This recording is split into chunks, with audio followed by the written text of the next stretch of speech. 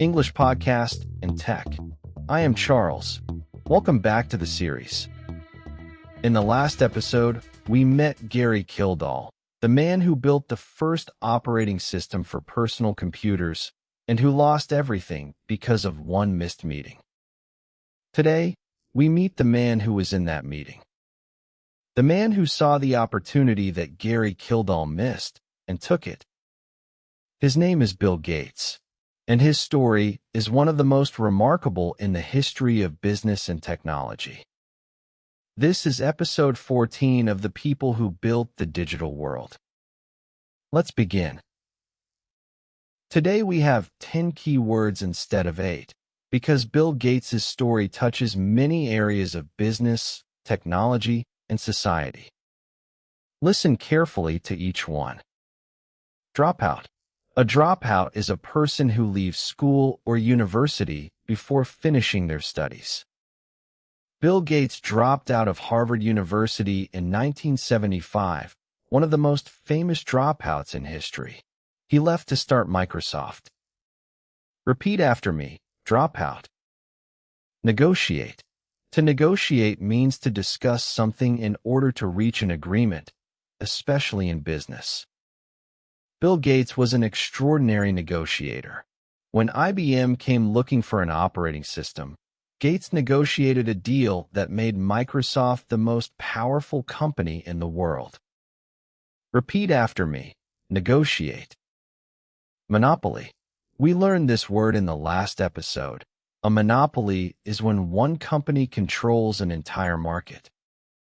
In the 1990s, Microsoft had a near-total monopoly on personal computer operating systems. The United States government eventually took Microsoft to court over it.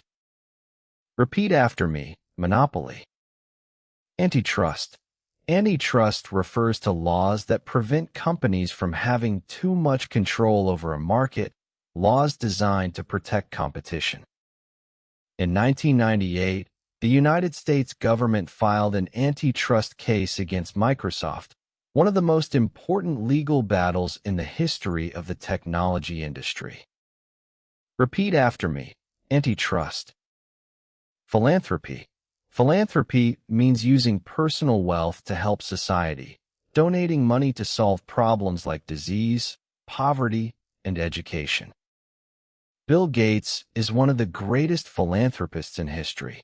Through the Bill and Melinda Gates Foundation, he has donated more than $50 billion to global health, education, and poverty reduction. Repeat after me. Philanthropy. Entrepreneur. An entrepreneur is a person who starts and builds a business, taking risks to create something new. Bill Gates is one of the most successful entrepreneurs in history. He started Microsoft at the age of 19 with his childhood friend Paul Allen. Repeat after me. Entrepreneur. Compete. To compete means to try to be better than others in the same field. Microsoft competed aggressively against every rival in the technology industry. Gates believed in winning completely. Repeat after me. Compete. Billionaire. A billionaire is a person whose total wealth is more than $1 billion. Bill Gates became the world's richest person in 1995, a billionaire many times over. At his peak, his wealth reached more than $100 billion. Repeat after me. Billionaire. Vision. We have used this word many times. Bill Gates had a specific vision, a computer on every desk and in every home. In 1975, this idea sounded impossible. By 2000, it had almost become reality. Repeat after me. Vision. Retire. To retire means to stop working, usually after a long career. Bill Gates retired as CEO of Microsoft in 2000 and stepped down from the board in 2020. He now focuses entirely on philanthropy. Repeat after me. Retire. 10 words. Dropout. Negotiate. Monopoly. Antitrust. Philanthropy. Entrepreneur. Compete. billionaire, vision, retire. Now let's hear his story. The year is 1955. In Seattle, Washington, the same city where Gary Kildall grew up, a boy is born. His name is William Henry Gates III. The world will know him simply as Bill Gates. Bill grows up in a wealthy and educated family. His father is a successful lawyer. His mother is a prominent businesswoman and community leader. From the very beginning, Bill is intensely competitive. He competes at everything: board games, sports, school. He hates losing. At 13, he attends Lakeside School, one of the best private schools in Seattle. Lakeside does something unusual for 1968. It buys computer time for its students. Time on a mainframe computer that students can access through a terminal. Bill is immediately obsessed. He spends every possible hour at the terminal, programming, experimenting, learning. At Lakeside, he meets Paul Allen, a student 2 years older than him who shares his passion for computers. Bill and Paul become close friends. They spend hours together at the terminal, writing programs and dreaming about the future of computing. Bill is so talented that Lakeside pays him, at the age of 15, to find bugs in the school's computer system. He is already a professional programmer as a teenager. In 1973, Bill Gates enters Harvard University, one of the best universities in the world. He studies mathematics and computer science. He is an excellent student, but his mind is elsewhere. He is thinking about business. He is thinking about the future of personal computing. He is thinking about how to build a company. In January 1975, Paul Allen shows Bill a magazine cover. The magazine is Popular Electronics. The cover shows a new personal computer kit, the Altair 8800. Bill and Paul look at the cover and immediately understand this is the moment they have been waiting for. The Altair needs software. It needs a programming language, and Bill Gates knows how to build one. Bill and Paul contact the company making the Altair, MITS, and tell them they have a version of BASIC ready for the machine. This is not entirely true. They do not have it yet, but they know they can build it. They work day and night for 8 weeks. They build a version of BASIC for the Altair without ever having a physical Altair to test it on. When Paul Allen flies to the MITS headquarters to demonstrate it, the software works perfectly. First try. MITS signs a contract. Bill Gates drops out of Harvard. Microsoft is born. The name Microsoft comes from microcomputer software, the two things Bill Gates wants to focus on entirely. Bill Gates has a vision that almost nobody else shares at this point: a computer on every desk and in every home. In 1975, this is an extraordinary idea. Computers cost thousands of dollars. They are used only by specialists. The idea of an ordinary person owning a computer seems absurd. But Bill Gates believes it absolutely, and he builds Microsoft around that belief. Microsoft grows steadily through the late 1970s, selling programming languages to computer manufacturers. Then, in the summer of 1980, IBM comes knocking. IBM is building the IBM PC, and they need an operating system. They come to Microsoft first, but Microsoft does not have one. Most people in Gates's position would say, "Sorry, we cannot help you." Bill Gates says, "Give us a few weeks."